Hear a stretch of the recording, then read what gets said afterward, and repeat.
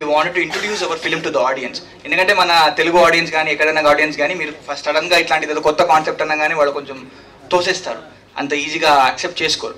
So అందుకే నేను I came up with that idea and ఆ కథలో ఉన్నదాన్ని లైక్ అడాప్టేషన్ ఇక్కడ కూడా ఉండబోతుంది. అంటే ఇప్పుడు అది చేయకపోతే కోవిడ్ మీరు ఆ నావెల్ చదివితే మీకు ఒకటి అర్థమవుతుంది.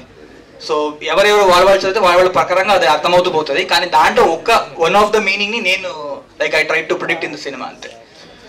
ఈ టైటిల్ వేసినప్పుడు ఫస్ట్ జీరో పెట్టి అందులో క్యూ అనమాట, అంటే క్వశ్చన్ లాగా ముందు అది ఎలా ఎస్టాబ్లిష్ చేసినట్టుగా వచ్చిన టైటిల్. అది క్వశ్చన్ కాదండి, యాక్చువల్లీ అది 0 అనేది ఆరో మార్క్స్ అవి.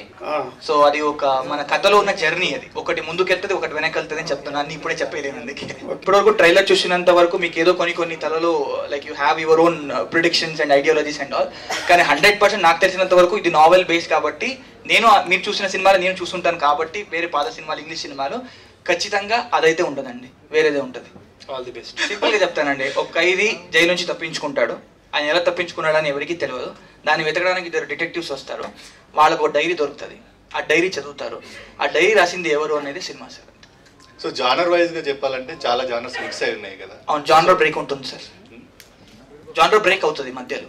ఓకే, అంటే మనకి చాలా సెక్షన్స్ ఆఫ్ ఆడియన్స్ ఉంటారు కదా. డ్రామా జానరా అండి బేసికలీ. మేము ఎప్పుడు దీన్ని ఒక స్పెషల్ ఇప్పుడు మీరు అన్నట్టు హారర్ కానీ అలా ఎప్పుడు ట్రీట్ చేయలేదు. మీరు చూస్తే సినిమాలో అట్లాంటి లైక్ విజువల్స్ పరంగా కానీ దీని పరంగా అలా ట్రీట్ చేయలేదు. So it's a drama. ఆ డ్రామా వెళ్తూ కొద్ది దాంట్లో వన్ ఆఫ్ ద ఎలిమెంట్ మనకున్న సినిమాలో ఉన్న మెయిన్ ఎలిమెంట్స్ అంతే అండి.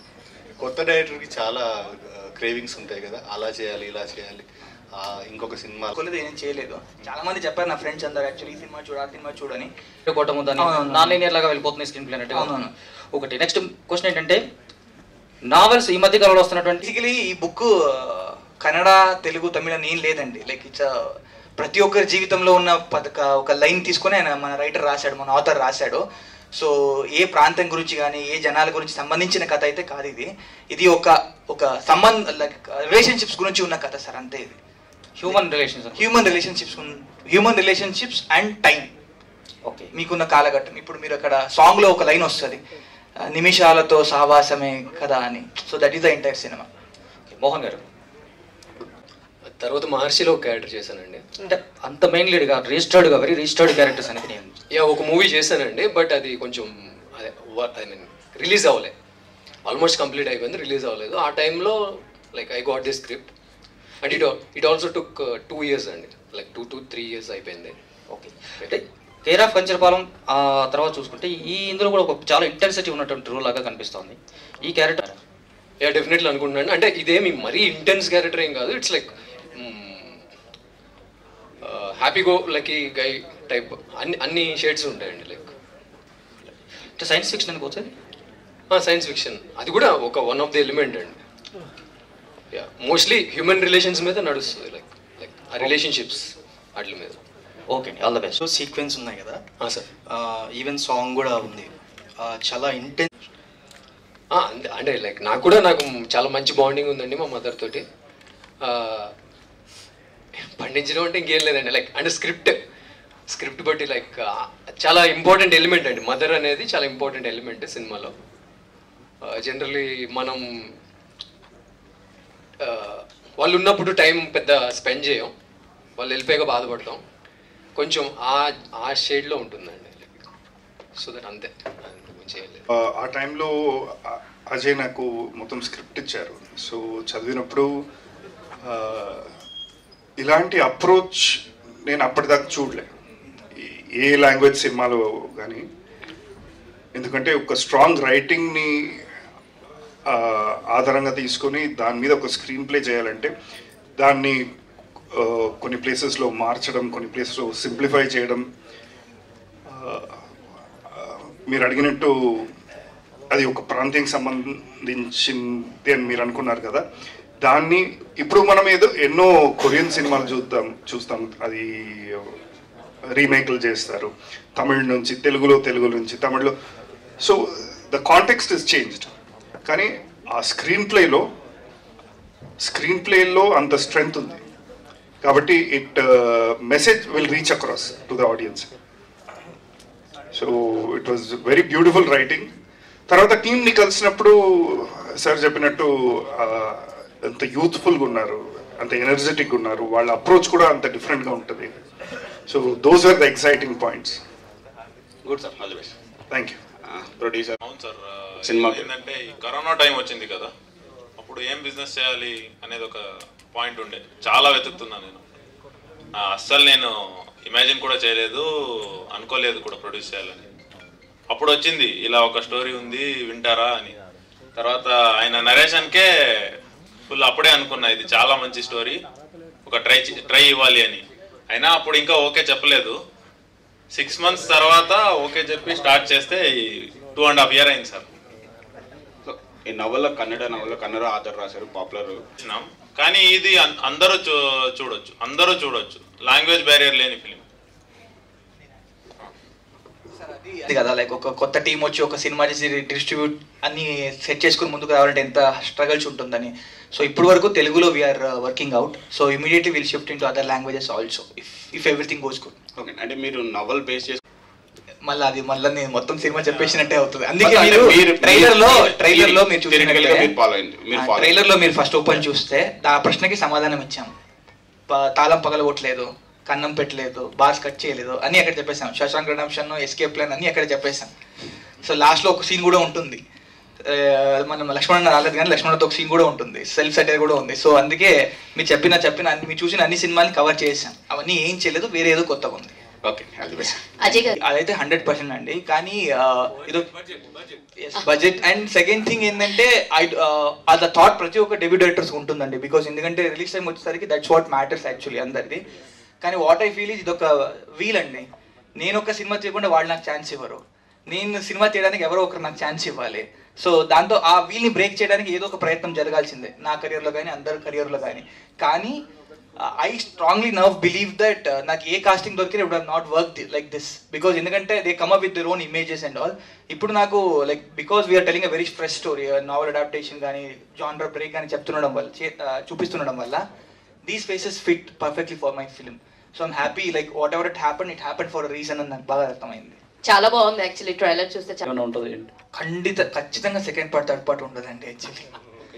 ఎందుకంటే మనం ఇప్పుడు ఒక చిన్న ప్రమోషనల్ వీడియో కూడా చేసాము, 5 reasons to watch ఆరంభం అని. దాంట్లో ఫస్ట్ పార్టే పార్ట్ 2 పార్ట్ 3 ఉండదు దీనికి.